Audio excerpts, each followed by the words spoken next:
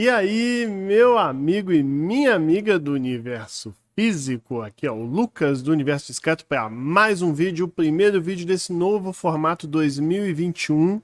E já vamos falar de um assunto que está muito na moda, que são as vacinas. Como assim? Vamos falar de vacinas? Vacinas, inteligência artificial, remédios, é por aí. Já que a gente gosta tanto de falar dos perigos da IA, dos problemas da inteligência artificial, né? Então nada mais justo do que falarmos da parte boa, das coisas boas que a inteligência artificial pode propiciar para a gente. E para começar a entender o que a gente vai falar aqui, eu vou ter que falar um pouco de biologia, principalmente a parte de proteínas. Eu não sou muito entendido dessa área de biologia e tal, mas vou falar o básico. Basicamente, proteínas fazem tudo do nosso corpo. Elas estão dentro do nosso corpo, mais precisamente das nossas células, e realizam uma série de funções. Elas são como se fossem nanomáquinas dentro do nosso corpo, que cumprem funções como definir o nosso cabelo, nossas unhas, o que vai acontecer com elas, transportar oxigênio dentro do nosso sangue, né, levar para as células, formar nossos ossos, músculos e por aí vai. Obviamente não só no nosso corpo, né, mas você tem proteínas onde tem células. Pode ser, por exemplo, em comida, plantas, né, enfim. Mas por que eu estou falando de células? Né? Vamos chegar lá. Basicamente, células são formadas por aminoácidos.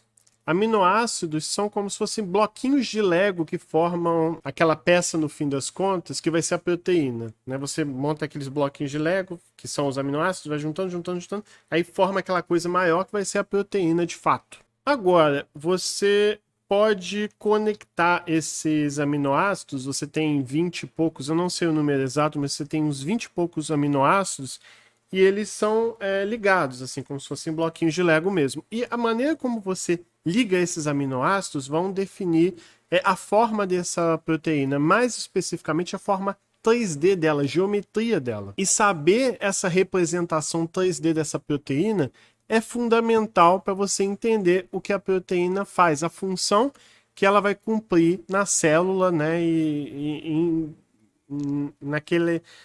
naquele algo formado por células ali. Pode ser nosso corpo, pode ser vírus, né? Vocês estão vendo aonde que a gente está chegando aí com esse papo. E como eu falei, você tem 20 e poucos aminoácidos que combinados podem formar milhões e milhões de proteínas. Pelo que eu estava pesquisando aqui, mais de 200 milhões de proteínas podem ser formadas aí dos mais variadas combinações aí de aminoácidos. E como eu falei para vocês, saber essa geometria, essa forma 3D da proteína é fundamental para entender o papel que ela está cumprindo num vírus, no corpo. E aí chegamos no ponto essencial desse vídeo. Existe um problema que os cientistas buscam resolver, que é basicamente o seguinte: dado uma sequência de aminoácidos, né, os aminoácidos são justamente esses compostos de carbono, oxigênio, hidrogênio, né, são os bloquinhos de Lego que eu falei antes.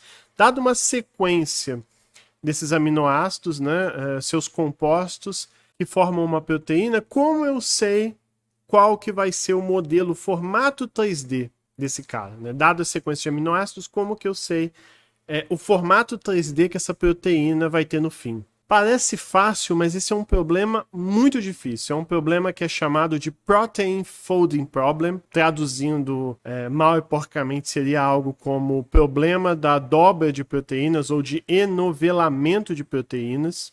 E esse é um problema que está em aberto há pelo menos 50 anos. Como que, dado essa sequência de aminoácidos, eu sei qual que vai ser o formato, a forma 3D dessa proteína no fim das contas. E enfatizando, isso é muito importante, pois a partir do momento que eu sei qual que vai ser o formato 3D dessa proteína, eu vou saber, por exemplo, o que as proteínas do vírus estão fazendo para causar uma determinada doença. Eu vou entender melhor o que o nosso organismo está fazendo, né, em cima dessas proteínas, e dá para ir além desse exemplo de doença. Saber, entender melhor essas proteínas nos permite até, por exemplo, pensar em, de alguma maneira, desenvolvermos, obtermos enzimas capazes de devorar plástico, o que seria muito bom para o meio ambiente, ou até mesmo que sejam capazes de capturar, transformar de alguma maneira o carbono na atmosfera, também lidando com esse problema, já que ele causa aumento de temperatura, aquecimento global, né, essa coisa toda. Mas assim, esse é um canal de computação, por que eu estou falando de biologia, química?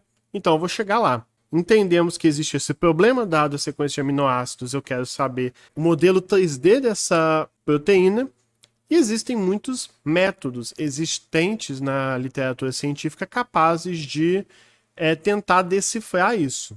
Agora, recentemente surgiu um método computacional que faz isso muito bem.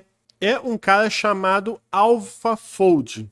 Já tem também o AlphaFold 2, que é melhor do que o AlphaFold 1, mas eu vou meio que, de maneira geral, falar desses dois aí. Basicamente, o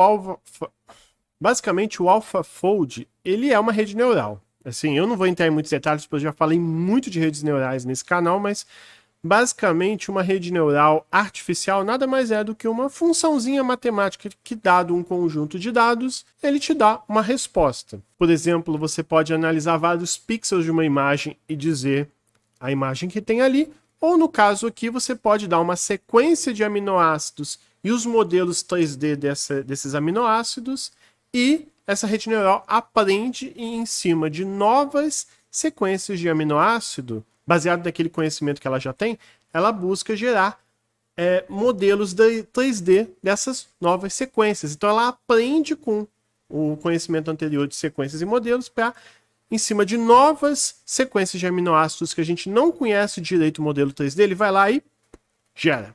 Ah, Lucas, quer dizer que esse sistema é lindo e maravilhoso, resolve esse problema de protein folding, tá tudo resolvido, o problema é que tá há 50 anos sem saber a resposta acabou? Assim, não. Mas o AlphaFold, ele é um passo interessante na resposta certa. É mais uma ferramenta que a gente tem que pode ser bastante útil aí.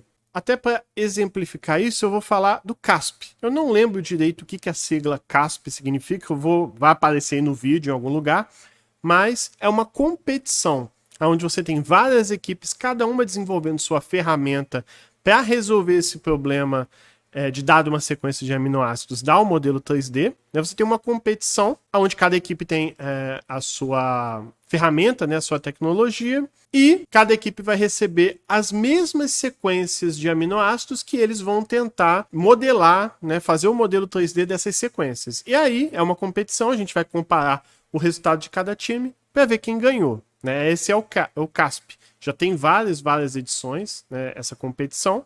Competições assim são interessantes, que motivam todo mundo a melhorar a sua ferramenta ao máximo, e depois você vai ter uma grande publicidade em cima do vencedor, publicar artigo. Então, esse tipo de competição é muito comum, esse tipo de competição científica você tem muito em inteligência artificial, em várias outras áreas, e aqui também não é diferente. Agora, aí vem a questão mais interessante. O AlphaFold foi bem nessa competição? Bom, muito bem. Nos últimos 2 anos, o AlphaFold, né, a primeira versão e agora a segunda, que foi apresentada na edição de 2020, ela foi meio que a vencedora, deu os melhores resultados. Cada equipe vai apresentar sua proposta, né?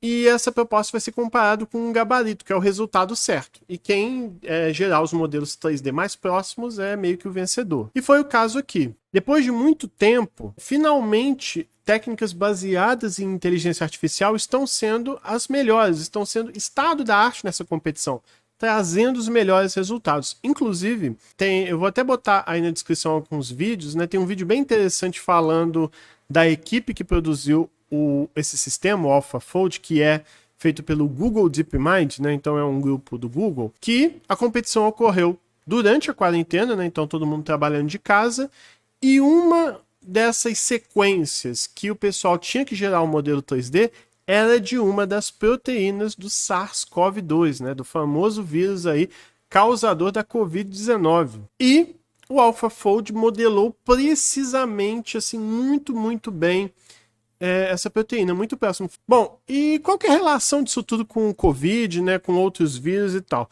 Entendendo o modelo 3D dessas proteínas, fica muito mais fácil produzir remédios, produzir vacinas, já que você quer justamente, em alguns casos, inativar uma proteína, né, enfim.